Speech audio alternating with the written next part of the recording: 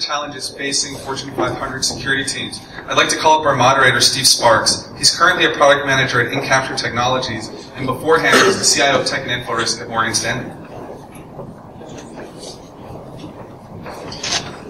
I'd like to introduce my fellow panelists. I'm really lucky this morning that we have Paul Wood, who is head of risk compliance from Bloomberg. We have Bill Murphy, who is head of innovations and technology at Blackstone. And we have Dan Reynolds, who is from Omnicom Media Group. You can see the bios up here. So, Gus, thank you very much for the very broad picture. And clearly, this morning is an unusual morning because there can't be an FSI SAC call going on right now because everybody's in the audience listening intently. So we've obviously hit a very narrow window, and I'm glad for that. So, of all of the topics that were raised, I think the first one is the kind of macro theme of the awareness of cybersecurity as a discipline has obviously transformed in the last 18 months or so. So I'd like to ask our panelists what has been the effect within their own organizations, and what have they felt? Has it been a blessing or a curse that there is now a tremendous amount more interest in their space? So I'm going to start with Paul, because I think the Bloomberg transformation in this area is probably the one that a lot of people are interested in. So maybe you'd like to lead off. Yeah, I mean, I'm sure most of you in the room know that sort of 18 months or so ago we had this incident where it was alleged that our reporters were getting access to data that was contained within the terminal. And that led to a significant review of how Bloomberg dealt with data security, privacy, confidentiality, clients' data. And it was a bit of a wake-up call for the organization generally. That resulted in a fairly comprehensive review that was undertaken by both Promontory and Hogan Lovells, and then we had an independent sort of chair that was the former chair of IBM overseeing that, and that produced 80 recommendations for the organization to consider. And luckily, one of those was to create my role, which was new Chief Risk and Compliance Officer. And I joined the firm in January. And I bring together, for the first time inside Bloomberg, one central point at a C-suite level, where we look at the holistic picture of the data, security, privacy, and operational risks that the firm looks at. So it's been a massive transformation. We've now completed almost all of the recommendations that were contained inside the report. We have a couple that will run on into 2016. But generally what we've done is we've completely rethought how we look at cyber, data privacy, client confidentiality, and put in place a whole host of new measures with new staffing, new resources, new budgets, and an elevation, more importantly, of my role to reporting to the founder and the chief execs. So a massive change in the way in which we approach cybersecurity. It is the biggest part of the focus of the role today. But I think going on to some of the points that Gus talked about, I'm sure we'll come back to them, one of our single biggest challenges is finding the right talent. And bringing talent that not only has that expertise and knowledge and understanding of the challenges that we face, but actually can be pragmatic and actually can understand some of the business issues that we face as well, because it's not about saying no all the time. It's about how can we enable things to do things in a much more secure way. So it's a fantastic opportunity from my perspective, but a radical change in the way in which we brought everything together at Bloomberg. So it's a nice springboard to ask Bill how, as head of innovation, you balance the addition to business value through new innovation versus the security tax, if you like, and has security become perceived as an enabler given the climate, or is it still very much an overhead to be tolerated? So how do you deal with that? Yeah, I mean, I think it's still heavily an overhead to be tolerated, and I think we had I joined Blackstone 3 years ago, and we started taking a different approach to security at that point, which luckily was slightly ahead of the waterfall of new security news, and I think people are aware of it. It's maybe a tax that people are a little bit more willing to pay than they used to be, because they understand that it's going for a good cause. They have to. It's basically at times of war, people are more interested in funding the military, right? So I think it's just the equivalent right now. And the balance is difficult. I'd rather spend as you know, I'd rather spend zero on security and rather spend more on business applications and efficiencies and finding new opportunities and those sorts of things. But the world we live in, we got to spend enough. And I do agree that it's not just about what, and some of the companies here might be dismayed by this, but it's not about just the solutions that you buy, right? Because there's so much sitting on shelves at all the corporations in the country not being used effectively. So it's buying stuff and then using it effectively is, I think, a huge gap. You look at Target; they had FireEye, they had all the sensors were going off, and they just weren't able to actually take action. So we spent the most time over the past year and a half honing our response capabilities. So the protection is important, but being able to take action quickly and therefore contain any type of potential problem is, I think, way more important, given the fact that protecting 100% is pretty much impossible. Yeah, one of the striking statistics that I took away from Gus's presentation was that 97% of attacks were avoidable. There's still 3% that weren't, and that 85% were detected within 2 weeks, but it took longer than 2 weeks to detect. So, question for you, Dan: how do you think about the shifting balance between the illusory protection of a perimeter, which I think we all recognize as an obsolete concept, but how have you shifted your approach to detection and containment internally on the assumption that eventually something's going to get through? Well, one of the ways we've been tackling this, and with large holding type company that we have a lot of moving pieces. So we work to embed security all the way down. So that's why it's not only the chief of security, but chief of information architecture. So how are we thinking holistically about it? Because at the end of the day, I can't find them, I can't hire them. There's just not enough security people out there. It's one of the big droughts that we have right now in technology. So we're looking at it very holistically. We're trying to educate not only our technical staff in security parameters, but we're also really aggressively approaching our end users. You guys need to be aware of this. You need to protect yourself as well as the company. And that's kind of how we've been tackling it across the board. Just integrating security as just a part of the culture. That, it's not, fairyland pixie dust all over the place. There are bad people out there. There are trolls under the bridge, and if you're not careful, that troll will get you. So that's kind of how we've approached it. Sorry, we're creative, we're advertising.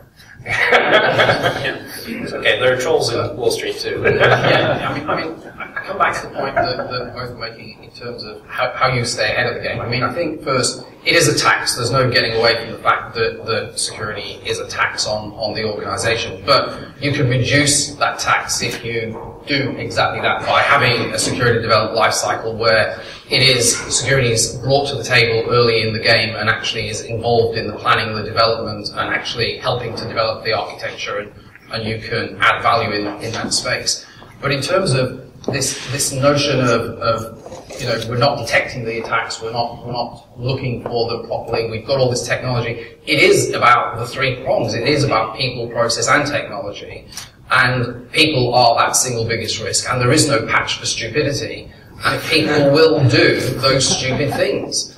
And therefore staying abreast of that and being more proactive in terms of your monitoring so that your ability to detect, respond, and react to cyber events has to move from waiting for it to happen to you and actually going out hunting. And actually that's the new sort of approach to trying to look for things, by actually going out and setting up your sinkholes and looking for the anomalous behavior that's going out there on your networks. And lots of people are suggesting that there's new technology out there that will do that today, but it's like lots of your new technologies, they don't do what they say on the box, and that's very frustrating in that we're making lots of investments, but actually the disconnect between what is reality and what people suggest is going to happen is very different, and it's something that we have to change if we're going to be successful. The other piece to that is that, and I think this is what we're looking for. So we've made a number of investments in the security field as well, and really around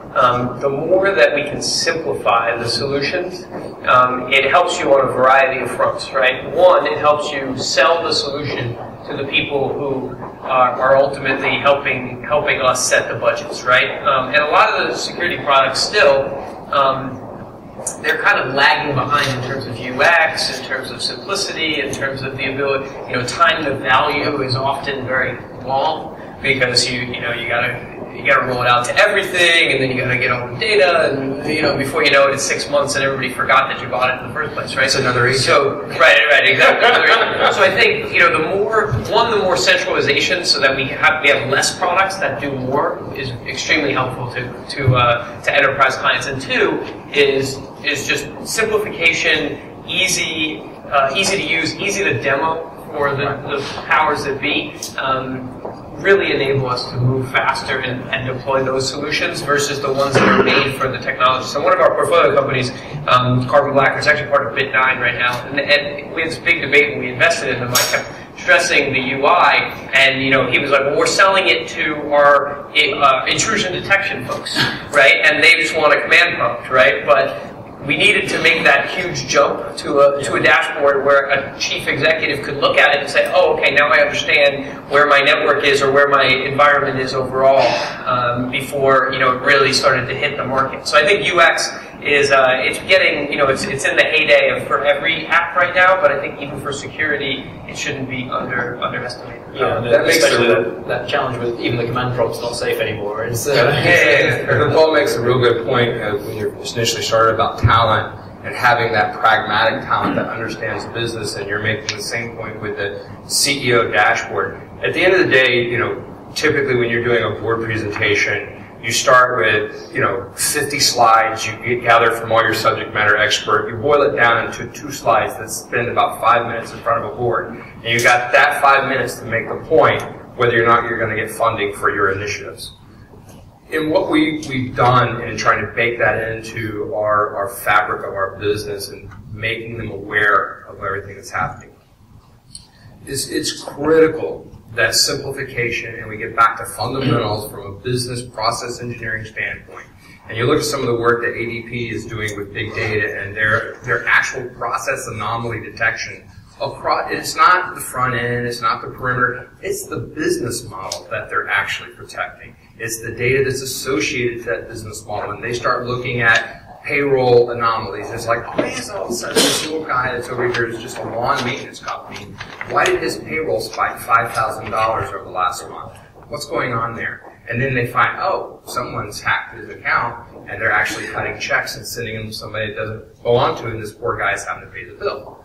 So that's how you have to think to really get a hold of this, is that holistic business process, the engineering of everything, and then building those silos around that data that's most critical and most dangerous to, and has the highest risk profile, and that's where you're going to start getting that bang for your buck, as they say. Yeah. So I want to come back to one of the other points that Gus made earlier, which was that to some extent the war for talent is so tough, it's very difficult given the proliferation of different solutions across the market, for any enterprise to have enough sufficiently qualified staff to be able to handle the proliferation of vendors, to be able to get the in-depth security. So one option is outsource it, put it in a secure cloud, enjoy the benefits of scale, have one of the big providers who presumably can make those investments. And I'm curious, given the obvious visceral reaction that most enterprises have about surrendering control of their content to third parties, how any of the panelists see that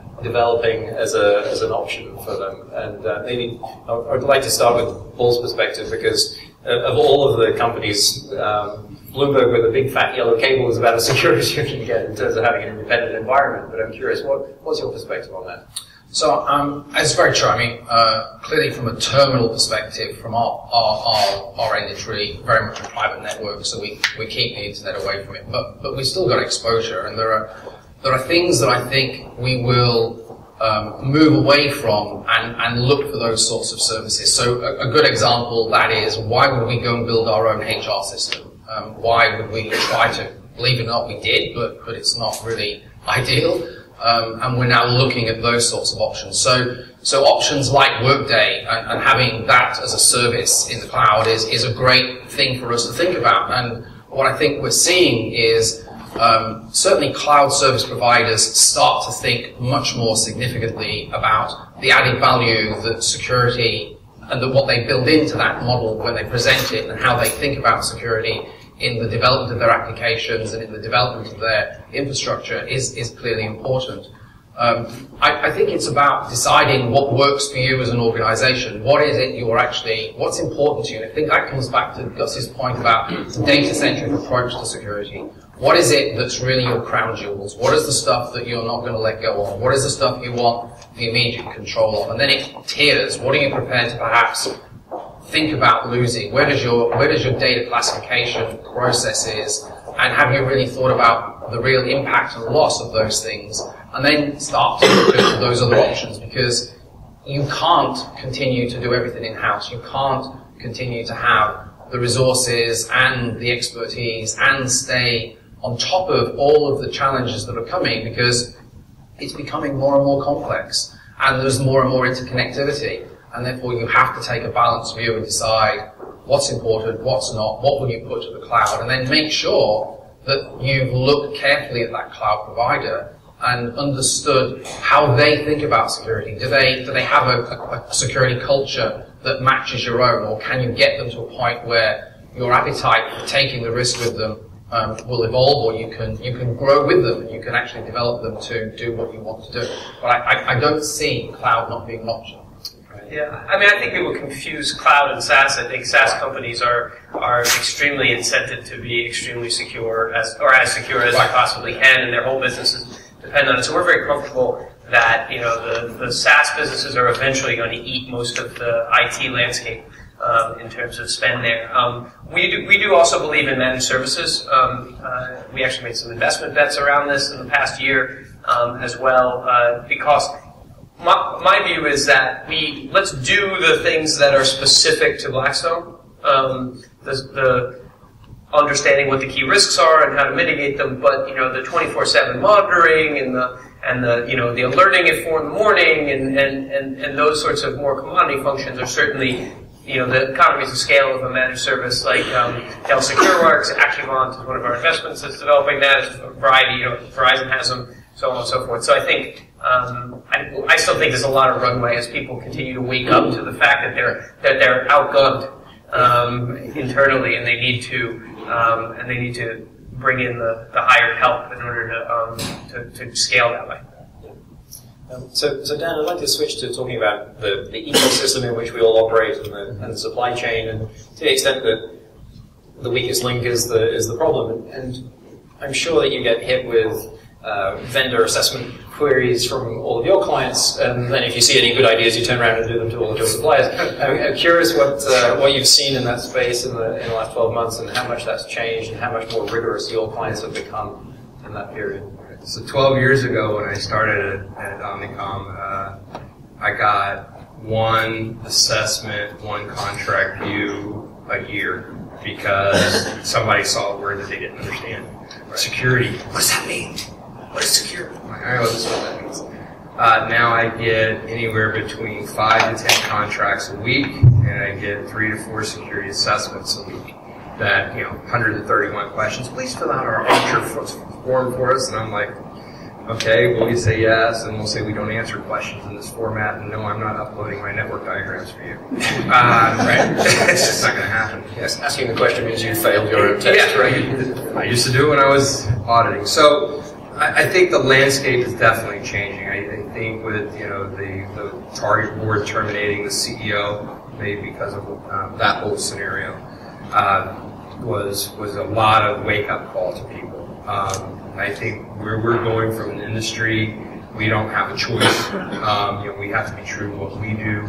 I think the ecosystem is rapidly changing, and if you don't wake up, you know, I've sat on a lot of CISO boards here in the city at different groups, and every one of us sit around the table and go, it's not if we've been hacked, it's we are hacked, and we need to figure out where they're at, what they're doing, and how fast can we shut it down, what are they going to do when they go public.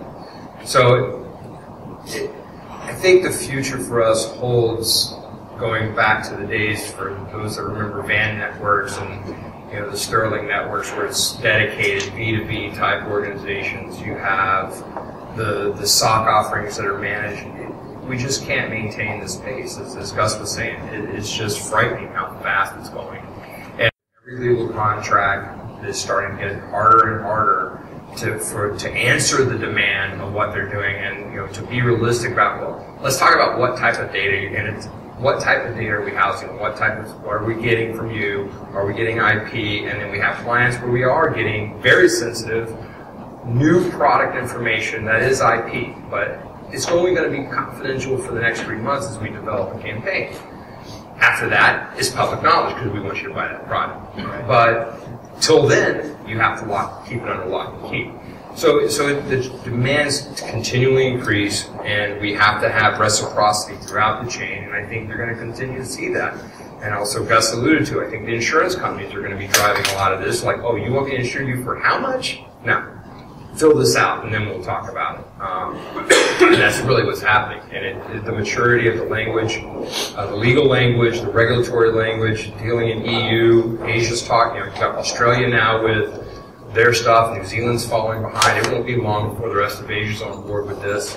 That you're going to have a lot to do with as a CISO, and you're just not going to have the staff to do it. Yeah. One other thing, I think the fact that we can't measure still drives a lot of the uncertainty and causes overreactions and underreactions to different points. So, and I don't know what the solution is, but I think there's a lot. It's ripe for innovation. It's the ability to measure that risk, therefore price insurance correctly.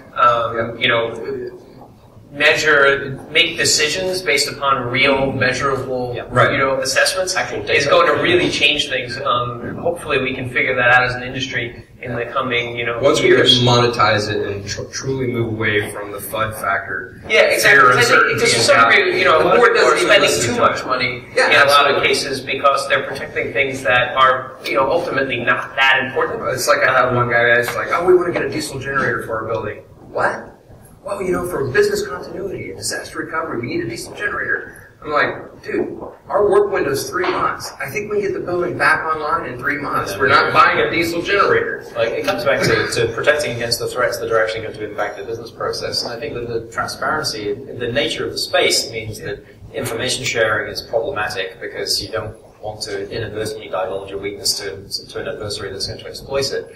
And I think there have been some well-intentioned but perhaps slightly misguided attempts to regulate more disclosure. But I think one of the key factors for any large enterprise is having a well-developed intelligence capability. Now, the question is, given the shortage of experienced staff and qualified staff and the challenges of getting the qualifications through the government process, to what extent have any of the panelists been able to tap into intelligence services, or is the existing sharing mechanism through FS-ISAC the principal for high-value intelligence? We really believe in intelligence-led security. We're an investor in Eyesight Partners, which I think is the market leader on that front, and we really think that it's hugely important, right? It's like, if you have a house out in the country, maybe you don't lock your back door, but if you're in, a much more dangerous area, you deadbolt even when you're inside, right, or whatever. And up until a few years ago, it was just protect everything as much as you possibly can based upon how paranoid you were, and that's just not an effective use of resources. So using Eyesight as our partner on that, we're able to say, okay, who's attacking and why, and where should we, move our defenses, similar to Star Wars, right? Are we putting the shields in the back or the front of the Millennium Falcon there? I completely agree. I think having that relevant and timely intelligence is absolutely important to the success of your ability to protect yourself, and we very much are a buyer of Eyesight services because it is actually probably the most comprehensive set of threat intelligence data that you're going to get. I think there are a few other people out there, but they're not quite got the same edge that Eyesight have got. I just want to turn though to the FS-ISAC piece, because I do think that actually is helpful, and I think that's based on trust, and I think it's developed well, and I think that the sharing of that data amongst peer groups in certain sectors is getting better, and that works because it's face-to-face and people trust one another and they exchange the information and share the information. But I do think the government has a lot to do to improve in that space. information sharing in that space. They know a lot of things that they don't throw out into the public domain that they could, I think, very easily. I think there's attempts to try and improve that, and there's all sorts of new ideas in Congress and various other places around improving the ability of the agencies to share data. But look, we're all in this together, and from a private sector percentage, we control a huge amount of the data, and from our perspective, huge influence on the economic markets that are out there, and these government agencies really need to partner with us better, both as a private-public partnership. I think it's got better in some areas. We actually get better cooperation in some senses in the UK authorities than we do from the US authorities. And I think there's still a lot to go. There's a lot of work needed. And it has to be timely and relevant. It's no good telling us after the event. It's just too smug, and it doesn't work from anybody's perspective. And the legal uncertainties and the insurance uncertainties are also feeding into the fact that it's not as good as it needs to be. So we need certainty in that from the government there, and then private enterprise can probably do a lot of it themselves. Absolutely. There's just so much nervousness that you don't know what's okay and what's bad. And it does. The great thing about FSISAC and its success, and I'm a great supporter of it, is that ability of that face-to-face trust piece, and that's developing further and getting better. And that's where it works. And I think the agencies are getting better. The Secret Service Electronic Crimes Task Forces, and the services and opportunities that they present in terms of sharing that data with industry is also getting better. So there's lots of things going on in this space, but we have to keep that momentum going. And both government and private partnerships have a place to play in this. I'm just not sure that the government's really woken up to the fact that we can do a lot more if they would just help us. I'd like to switch gears now to another topic which I think is relevant to anyone that has a mobile device, which is anyone that has at least one mobile device, I should say.